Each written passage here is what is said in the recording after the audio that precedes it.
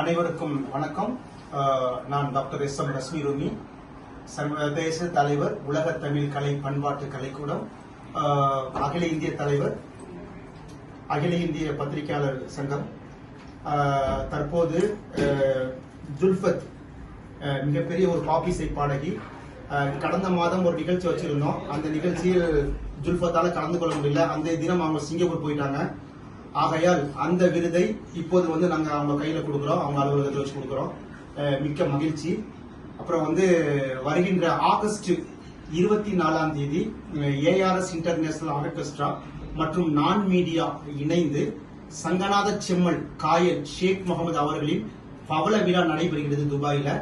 அந்த நிகழ்ச்சியில பல்வேறுபட்ட மக்கள் கலந்து கொள்றாங்க. உலக நாடுகளில் இருந்தும் இஸ்லாமிய மக்கள் மற்றும் பல்வேறு மதத்தை சேர்ந்த மக்களும் கலந்து கொள்றாங்க அந்த இசை நிகழ்ச்சியில.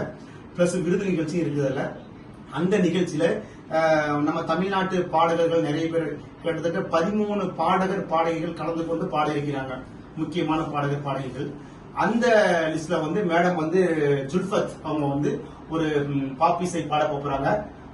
அந்த சந்தோஷமான நிகழ்ச்சியும் இந்த தருணத்துல நான் தெரிவித்துக் கொள்கின்றேன். நன்றி, வணக்கம்.